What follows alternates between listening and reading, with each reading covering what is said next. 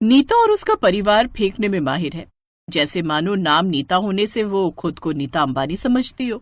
ऐसे ही एक रोज, अब आने का समय मिल रहा है तुझे शीला, घर में कितना सारा काम पड़ा है। माफ करना मालकिन, वो घर में बेटी और दामाद आए थे, इसीलिए लेट हो गई आने में। वो बंगाल में रहता है ना मेरा दामाद।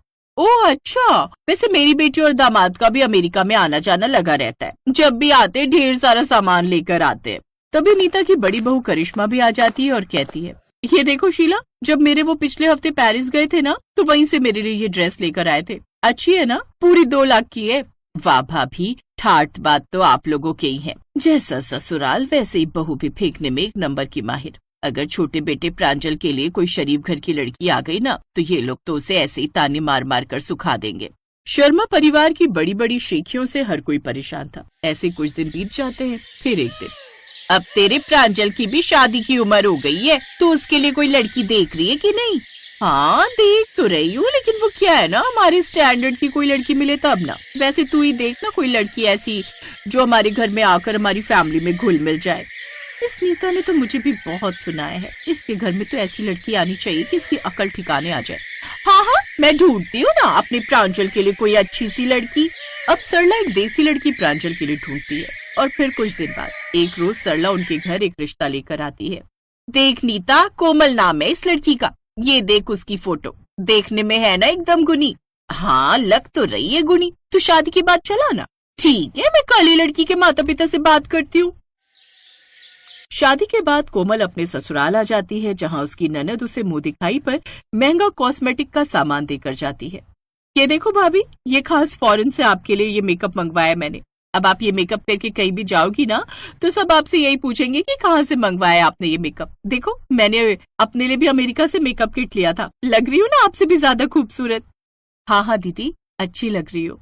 और ये लो, स्पेशल बैग गुच्ची का है, मैंने तुम्हारे लिए मंगवाया फॉरेन से। धन्यवाद जेठानी जी, इसकी क्या जरूरत थी। अरे तुम सब हटो पीछे। छोटी बहू, ये देख, ये मैंने तेरे लिए साड़ी लंदन से मंगवाई है, पूरे 1 लाख की साड़ी है।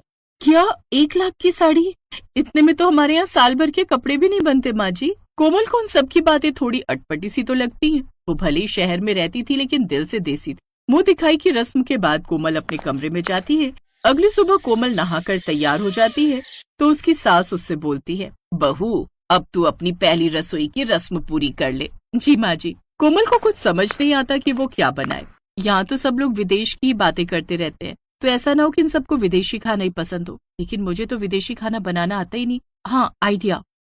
कोमल को कुछ समझ ही नहीं आता कि वो क्या बनाए, इसलिए वो चूड़ा और आलू मिलाकर सबको परोसती है। ऐसा नाश्ता देखकर सबकी आंखें फटी की फटी रह जाती हैं। बहू ये क्या बनाकर लाई हो, आज तक कभी देखा नहीं ऐसा कुछ। हाँ कोमल, ये क्या बनाकर लाई हो। हाँ भाभी, ये क्या बनाया है। वो दीदी, ये अमेरिका की एक डिश है, आपको तो पता ही होगा, आपका तो आना जाना लगा रहता है ना अमेरिका। अरे हाँ, तभी तो मैंने पूछा कि क्या बनाए। वो क्या है ना, मैं ज्यादातर जब भी अमेरिका जाती हूँ तो ये सब खाती रहती हूँ, और यहाँ खाने को मिलता नहीं, इसलिए बड़ी अच्छी डिश होती है, माँ ट्राई कीजिए। हाँ आप लोग खाकर देखिए, आपको अच्छा लगेगा। लेकिन तुमने ये डिश कहाँ से सीखी। वो मुझे कुकिंग का शौक था, इसलिए मैंने अमेरिकन कुकिंग क्लासेस ज्वाइन की थी। ओह अच्छा अच्छा, देखा बड़ी बहू, बिल्कुल अपनी टक्कर की बहू है। अब तो हमें देशी बहू की अमेरिकन रसोई खाने को मिलेगी। खाना खाकर सभी लोग अपने अपने कमरे में चले जाते हैं। फिर दिन के समय कोमल अपनी जेठानी के कमरे में जाती है, तो उसकी जेठानी इंग्लिश गाने सुनकर उस पर डांस कर रही होती है। कोमल को देख वो गाना बंद करते हुए कहती है, अरे कोमल आओ आओ, भाभी आपको ऐसे गाने पसंद है।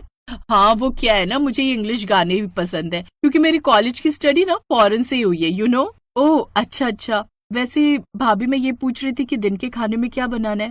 कुछ भी बना लो कोमल। और हाँ, आज मैं रेस्ट में हूँ, आज मैं कोई खाना नहीं बनाने वाली। कोई बात नहीं भाभी, मैं बना लूंगी।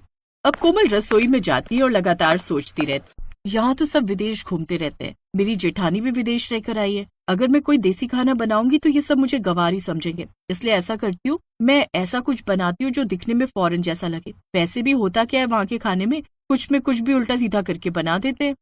कोमल अब चावल को तरीदार सा बनाकर उसमें ढेर सारी सब्जियां काट कर डाल देती है। फिर कुछ समय बाद वो सबको खाने में परोसती है। बहू कौन से चावल बनाए ये अजीब से, मुझसे तो खाए ही नहीं जाएंगे। अरे आप लोग खाकर तो देखो, आपको ये सब पसंद आएगी। करिश्मा भाभी को तो पता ही होगा, वो भी तो विदेश में रही हैं। हाँ हाँ, ये डिश तो फॉरेन में बहुत बिकती है, मैंने तो बहुत बार खाई है, आप सबको भी बड़ी पसंद आएगी, खाओ खाओ। वाह, पुराने दिन याद आ गए। अब इसी तरह वो कोई ना कोई उटपटांग डिश बनाकर सबको खिलाती रहती। हाँ, अब पता चलेगा इनको विदेशी खाना किसे कहते हैं। सबको बड़ा शौक है ना बड़ी बड़ी डींगे हाँकने का। ऐसे ही एक रोज घर में कोई सब्जी नहीं है, क्या बनाऊं कुछ समझ ही नहीं आ रहा।